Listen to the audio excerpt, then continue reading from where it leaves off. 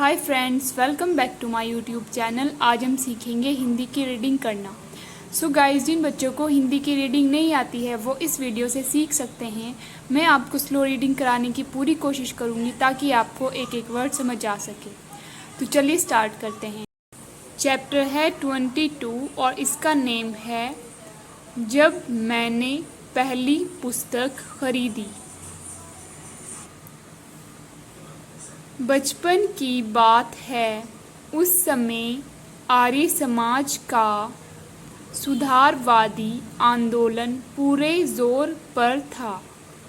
मेरे पिता आर्य समाज रानी मंडी के प्रधान थे और माँ ने स्त्री शिक्षा के लिए आदर्श कन्या पाठशाला की स्थापना की थी।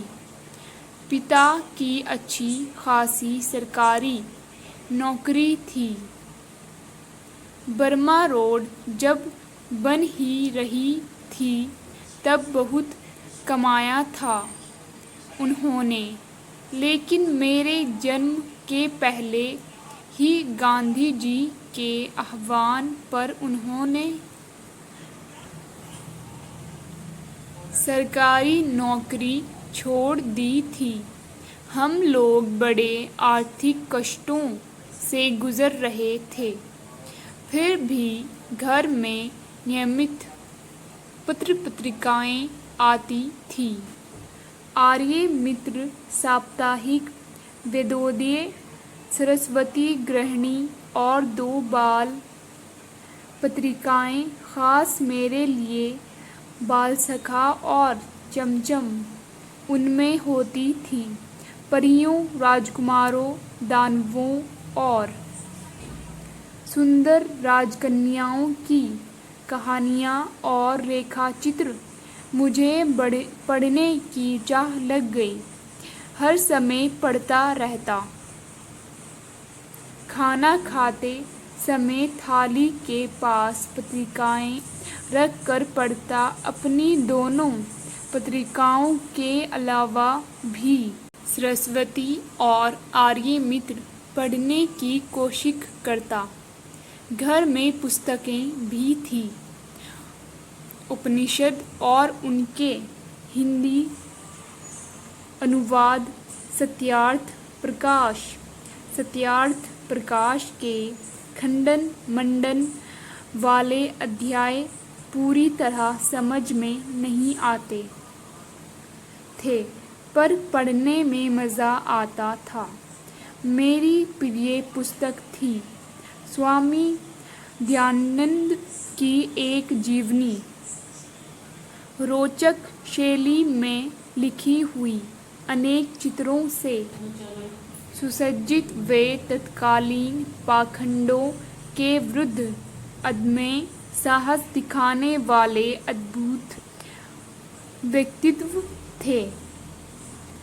कितनी ही रोमांचक घटनाएं थीं उनके जीवन की जो मुझे प्रभावित करती थीं। चूहे को भगवान का मीठा खाते देखकर मान लेना कि प्रतिमाएं भगवान नहीं होती। घर छोड़कर भाग जाना, तमाम तीर्थों, जंगलों, गुफाओं, हिमशिखरों पर साधुओं के बीच घूमना और हर जगह इसकी तलाश करना कि भगवान क्या है, सत्य क्या है।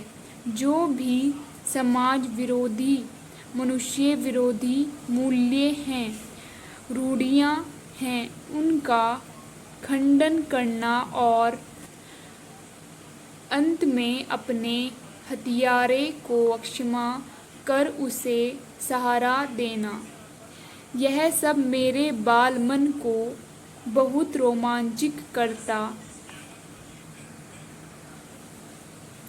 माँ स्कूली पढ़ाई पर जोर देती, चिंतित रहती कि लड़का कक्षा की किताबें नहीं पढ़ता, पास कैसे होगा। कहीं खुद साधु बनकर घर से भाग गया तो पिता कहते, जीवन में यही पढ़ाई काम में आएगी, पढ़ने दो। मैं स्कूल नहीं भेजा गया था। शुरू की पढ़ाई के लिए घर पर मास्टर रखे गए थे। पिता नहीं चाहते थे कि नासमझ उम्र में मैं गलत संगति में पढ़कर गाली गलौज सीखूं, बुरे संस्कार ग्रहण करूं। अतः स्कूल में मेरा नाम तब लिखाया गया जब मैं कक्षा 2 तक की पढ़ाई घर पर कर चुका था। तीसरे दर्जे में भर्ती हुआ। उस दिन शाम को पिता उंगली पकड़कर मुझे घुमाने ले गए। लोकनाथ की एक दुकान से ताज़ा अनार का शरबत मिट्टी के कुल्हड़ में पिलाया और सर पर हाथ रख कर बोले, वादा करो कि पाठ्यक्रम की किताबें भी इतने ही ध्यान से पढ़ोगे, माँ की चिंता मिटाओगे। उनका आशीर्वाद था या मेरा जी तोड़ परिश्रम कि तीसरे चौथे दर्जे में मेरे अच्छे नंबर आए और 5वें दर्जे में तो मैं फर्स्ट आया। माँ ने आंसू भरकर गले लगा लिया। पिता मुस्कुराते रहे, कुछ बोले नहीं। अंग्रेजी में मेरे नंबर सबसे ज़्यादा थे, अतः स्कूल से इनाम में अंग्रेज़ी की 2 किताबें मिली थी। एक में 2 छोटे बच्चे घोंसलों की खोज में बागों और कुंजों में भटकते हैं और इस बहाने पक्षियों की जातियाँ, उनकी बोलियाँ, उनकी आदतों की जानकारी उन्हें मिलती हैं। दूसरी किताब थी ट्रस्टी द रग, जिसमें पानी के जहाज़ों की कथाएं थीं।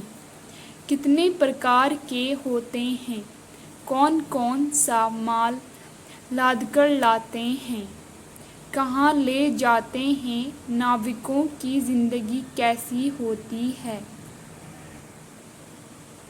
कैसे कैसे जीवन मिलते हैं, कहाँ हवेल होती है, कहाँ शार्क होती है। इन 2 किताबों ने एक नई दुनिया का द्वार मेरे लिए खोल दिया। पक्षियों से भरा आकाश और रहस्यों से भरा समुद्र। पिता ने अलमारी के एक खाने में अपनी चीज़ें हटाकर जगह बनाई और मेरी दोनों किताबें उस खाने में रख कर कहा, आज से यह खाना तुम्हारी अपनी किताबों का, यह तुम्हारी लाइब्रेरी है। यहाँ से प्रारंभ हुई उस बच्चे की लाइब्रेरी। आप पूछ सकते हैं कि किताबें पढ़ने का शौक़ तो ठीक, किताबें इकट्ठी करने की सनक क्यों सवार हुई? इसका कारण भी बचपन का एक अनुभव है। इलाहाबाद भारत के प्रख्यात शिक्षा केंद्रों में से एक रहा है। ईस्ट इंडिया कंपनी द्वारा स्थापित लाइब्रेरी से लेकर महामना मदन मोहन मालवीय द्वारा स्थापित भारती भवन तक अपने मोहल्ले में एक लाइब्रेरी थी। हरि भवन स्कूल से छुट्टी मिली कि मैं उसमें जाकर जम जाता था।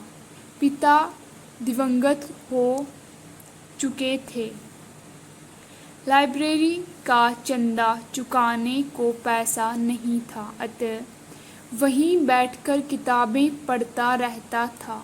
अपने छोटे से हरि भवन में खूब उपन्यास थे। वहीं परिचय हुआ बंकिम चंद्र चट्टोपाध्याय के दुर्गेशनंदिनी, कपाल कुंडला और आनंदमठ से, तथा टॉल्स्टॉय की अन्ना करेनिना, विक्टर ह्यूगो की पेरिस का कुबड़ा, गोकरी की मदर और सबसे मनोरंजक सरवारीज की विचित्र वीर यानी डॉन क्विक्जोट, हिंदी के ही माध्यम से सारी दुनिया के कथा पात्रों से मुलाकात करना कितना आकर्षक था। लाइब्रेरी खुलते ही पहुंच जाता और जब लाइब्रेरियन शुक्ल की कहते कि बच्चा अब उठो, पुस्तकालय बंद करता है, तब बड़ी अनिच्छा से उठता। जिस दिन कोई उपन्यास अधूरा छूट जाता, उस दिन मन में कसक होती कि काश इतने पैसे होते कि सदस्य बनकर किताब इश्यू करा लेता, या काश इस किताब को खरीद पाता तो घर में रखता, एक बार पढ़ता, दो बार पढ़ता, बार बार पढ़ता, पर जानता था कि यह सपना ही रहेगा, भला कैसे पूरा हो पाएगा। पिता के देहावसान के बाद तो आर्थिक संकट इतना बढ़ गया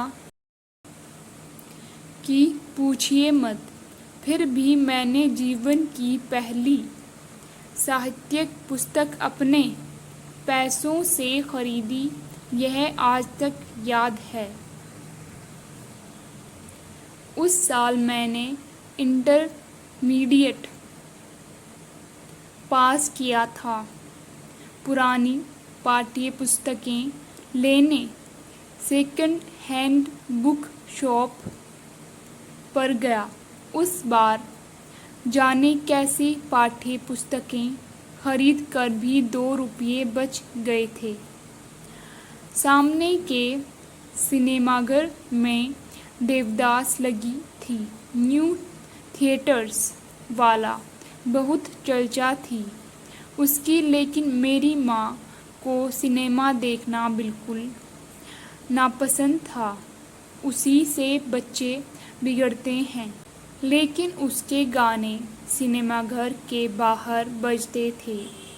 उसमें सहगल का एक गाना था, दुख के दिन अब बीतत नाही।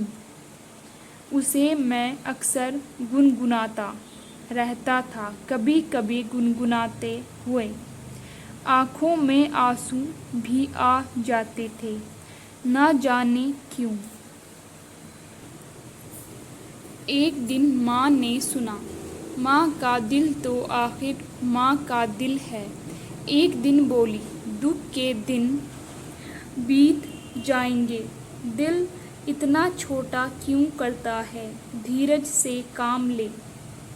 जब उन्हें मालूम हुआ कि यह तो फिल्म देवदास का गाना है, तो सिनेमा की गौर विरोधी माँ ने कहा, अपना मन क्यों मारता है, जाकर पिक्चर देख आ, पैसे मैं दे दूंगी। मैंने माँ को बताया कि किताबें बेचकर 2 रुपये मेरे पास बचे हैं। वे 2 रुपये लेकर माँ की सहमति से फिल्म देखने गया। पहला शो छूटने में देर थी। पास में अपनी परिचित किताब की दुकान थी, वहीं चक्कर काटने लगा। सहसा देखा काउंटर पर एक पुस्तक रखी है। देवदास लेखक शरतचंद्र चट्टोपाध्याय, दाम केवल 1 रुपया। मैंने पुस्तक उठाकर उल्टी पलटी तो पुस्तक विक्रेता बोला, तुम विद्यार्थी हो, यहीं अपनी पुस्तकें बेचते हो, हमारे पुराने ग्राहक हो, तुमसे अपना कमीशन नहीं लूँगा, केवल 10 आने में यह किताब दे दूँगा। मेरा मन पलट गया। कौन देखे 1.5 रुपये में पिक्चर। 10 आने में देवदास खरीदी। जल्दी जल्दी घर लौट आया और 2 रुपये में से बचे 1 रुपया 6 आना माँ के हाथ में रख दिए। अरे तू लौट कैसे आया? पिक्चर नहीं देखी? माँ ने पूछा। नहीं माँ, फिल्म नहीं देखी, यह किताब ले आया देखो। माँ की आंखों में आंसू आ गए। खुशी के थे या दुख के यह नहीं मालूम। वह मेरे अपने पैसों से खरीदी मेरी अपनी निजी लाइब्रेरी की पहली किताब थी। सो गाइज, ये स्टोरी यहाँ पर फिनिश हो गई है। आई होप आपको ऐसे हिंदी की रीडिंग करना पसंद आया होगा। अगर आप ऐसे ही हिंदी की रीडिंग, इंग्लिश की हिंदी और वर्ड्स मीनिंग को सीखना चाहते हैं तो मेरे चैनल को लाइक, शेयर एंड सब्सक्राइब करना ना भूलिएगा। Thank you for watching.